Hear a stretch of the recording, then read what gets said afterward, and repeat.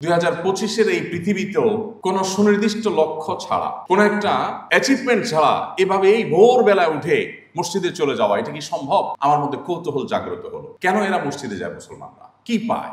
আমাকে কেউ পয়সা না দিলে আমি কোথাও যাব না, আমার কোনো স্বার্থ না থাকলে আমি কোথাও যাব না, বাট এরা যে প্রতিদিন এভাবে যাচ্ছে, কেন যাচ্ছে? তখন আমি মসজিদে গেলাম। নিউজিল্যান্ডের একটা সিটিতে একজন মাওরি, নিউজিল্যান্ডের আদিবাসী যারা আমরা চিনি তাদেরকে, একজন মাওরি যুবক অনুষ্ঠান শেষে আমার সাথে দেখা করলেন, খাওয়া দাওয়া করলেন। তো যুবকের সাথে পরিচয় হলাম এবং জিজ্ঞেস করলাম যে মুসলমানদের মসজিদে প্রোগ্রাম শেষে একজন সাদা চামড়ার টকবকে তরুণ তিনি আসলেন, কি আসল বিষয়? তো আয়োজকরা আমাকে জানালেন তিনি নতুন মুসলমান হয়েছে।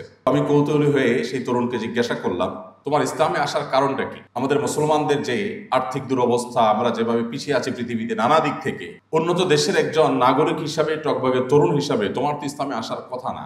ইসলামে আসার কারণ কি? কি দেখে তুমি ইসলামে এসেছো? দীর্ঘ আলাপচারিতা তার সাথে হলো, দীর্ঘ আলোচনা হলো। একটা পর্যায়ে তাকে জিজ্ঞাসা করলাম যে তোমার ইসলামে আসার আগে আর ইসলামে আসার পরে এই দুই জীবনের ভিতরে কোনো পার্থক্য অনুভব করছো কিনা, ফিল করছো কিনা? তখন সে যুবক, যার নতুন নাম রেখেছে সে তৌফিক, আর তার পুরাতন নাম সম্ভবত তানি, সে আমাকে বলল যে ইসলাম গ্রহণ করার আগে আমার জীবনের আসলে কোনো লক্ষ্য খুঁজে পেতাম না। ইসলাম গ্রহণ করার পর এখন জীবনের লক্ষ্য তো অনেক পরের কথা। প্রতিটি স্টেপ, প্রতিটি পা ফেলার আগে আমি জানি আমি কেন এই পা ফেলছি।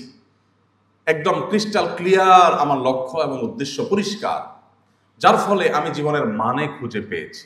এর আগে আমি পড়াশোনা করব, আমি তরুণ মানুষ, আমার ক্যারিয়ারকে ভালো একটা জায়গায় নিয়ে যাব, আমি পৃথিবীতে অনেক কিছু করব, অনেক টাকা পয়সা কামাই করব, অনেক বড় উদ্যোক্তা হব, অনেক বড় চাকরি হব, অনেক কিছু হব। বাট আফটার দ্যাট, সব কিছুর শেষে আসলে কি হবে? আমি অনেক টাকা পয়সা মালিক হলাম, পৃথিবীর সবচেয়ে বড় পয়সাওয়ালা হয়ে গেলাম, তো আমার তো একসময় মরতে হবে। যখন মরে যাব সব থেকে যাবে, আমি চলে যাব। তাহলে আমার এত সব আয়োজন, এত সব চেষ্টার মিনিংটা কি দাঁড়ালো?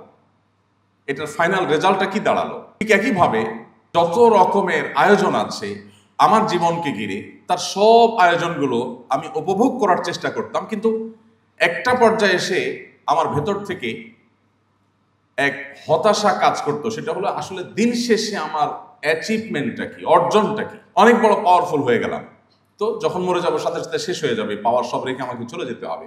তাহলে খুবই সামান্য এবং লিমিটেড একটা টাইমের জন্য এত কিছু করে আসলে লাভটা কি হলো?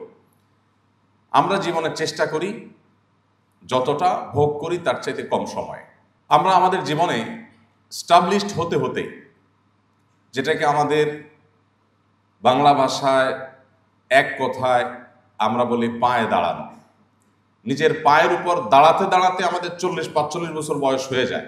পড়াশোনা ঠিক করে শেষ করা, এরপর ভালো একটা অবস্থানে যাওয়া, সে অবস্থান থেকে আবার নিজের অবস্থানকে আস্তে আস্তে আস্তে আস্তে একটা ভালো জায়গায় নিয়ে যাওয়া। এরপর আমাদের যখন ভোগের সময় আসে তখন শুরু হয় ক্ষয়, জীবনের ক্ষয়। এমন ক্ষয় যে তখন বিভিন্ন রোগ বালাই ব্যাধি এমনভাবে লাগে, আষ্টে পৃষ্ঠে জড়িয়ে ধরে, যেন তারপর থেকে আমাদের শুধু মৃত্যুর জন্য অপেক্ষা করা ছাড়া আর কিছু বাকি থাকে না। তো সে যুবক আমাকে বলছিলেন যে আমার পুরো জীবন সম্পর্কে এমন অনুভূতি, এমন অনুভব আমার মধ্যে সবসময় কাজ করত। সামহাও আমি আমার বন্ধু বান্ধবদের মাধ্যমে মুসলমানদের মসজিদে আসা যাওয়া দেখলাম, একটু আমার কাছে অস্বাভাবিক মনে হলো যে মানুষ সবাই কাজে যায়, পেশাগত কাজে ব্যস্ত থাকে, স্কুল কলেজে যায়, আর এরা মসজিদে যায়। 2025-এর এই পৃথিবীতেও কোনো সুনির্দিষ্ট লক্ষ্য ছাড়া, কোনো একটা অ্যাচিভমেন্ট ছাড়া এভাবে এই ভোরবেলায় উঠে মসজিদে চলে যাওয়া, এটা কি সম্ভব? আমার মধ্যে কৌতূহল জাগ্রত হলো। কেন এরা মসজিদে যায়? মুসলমানরা কি পায়? আমাকে কেউ পয়সা না দিলে আমি কোথাও যাব না, আমার কোনো স্বার্থ না থাকলে আমি কোথাও যাব না, বাট এরা যে প্রতিদিন এভাবে যাচ্ছে, কেন যাচ্ছে? তখন আমি মসজিদে গেলাম, মসজিদে মানুষের সাথে উঠলাম, বসলাম, তাদের দেখলাম, তারা দেখি নামাজ পড়ে। জিজ্ঞেস করলাম তোমাদের নামাজ পড়লে কি হয়, কোনো পয়সা কড়ি পাও কিনা, কোনো প্রতিষ্ঠান, কোনো এনজিও, দেশি বিদেশি কেউ তোমাদের কিছু দেয়? বলে না, কেউ কিছু দেয় না। এটা কোনো কথা? কোনো টাকা নাই, পয়সা নাই, তুমি 5 বার দৈনিক মসজিদে যাচ্ছ ঘুমটুম বাদ দিয়ে, এরপর নামাজ কালাম করছো, তোমাদের প্রাপ্তিটা কি আসলে, কেন এসব করো? তো যুবক অনেক দীর্ঘ আলোচনার একটা পর্যায়ে বলল যে এরপর আমি কনভিন্সড হলাম যে এরা একটা অদৃশ্য সুখ পায় যেটা আমি পাই না। তো আমি তাদেরকে বললাম, তাহলে আমাকে মুসলমান বানাও। মুসলমান হলাম।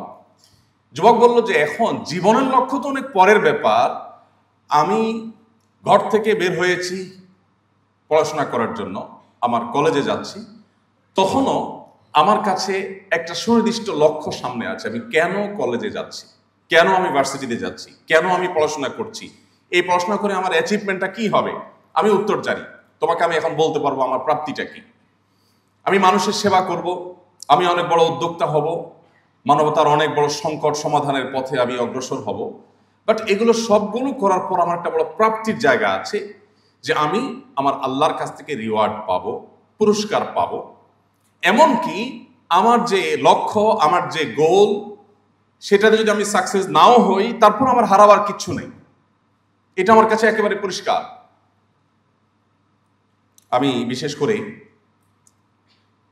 স্কুল লেভেলের ছাত্রদের মধ্যে বলি, আমাদের অনেক তরুণ আছেন যারা অনেক পড়াশোনা করেন। কেন করেন?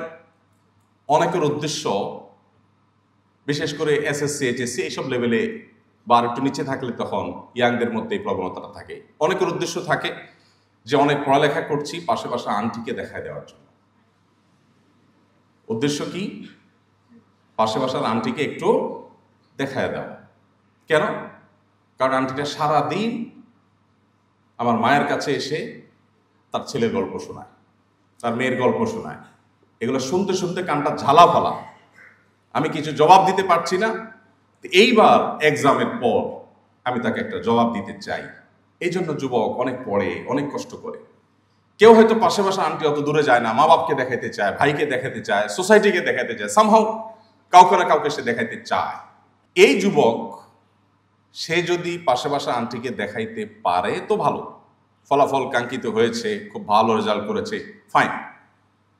যদি না পারে, কি বলেন, পাশে বাসা আন্টিকে দেখাতে চেয়েছে সে, কিন্তু দেখাতে আর পারলো না, ফলাফলটা সেভাবে হলো না, তাহলে তার এই দুঃখ রাখার কোনো জায়গা আছে? কোনো জায়গা নেই। সে ডিপ্রেসড হয়ে যায়।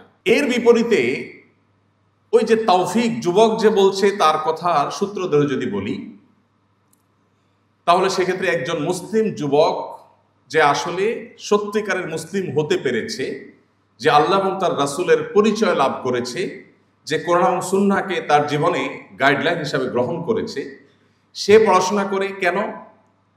ওই নতুন মুসলমান নিউজিল্যান্ডি তরুণ, তার ভাষ্যমতে একজন মুসলিম তরুণ তিনি পড়াশোনা করেন এই জন্য যে তিনি পড়াশোনা করে ভালো একটা জায়গায় যাবেন, যে মানুষের সেবা করবেন তাতে আল্লাহ তাআলা খুশি হবেন, আল্লাহ খুশি হয়ে তাকে পুরস্কার দিবেন এবং আল্লাহ তাআলা তাকে জান্নাত দিবেন। এই যুবক যদি সে তার কাঙ্ক্ষিত লক্ষ্যে যেতে নাও পারে,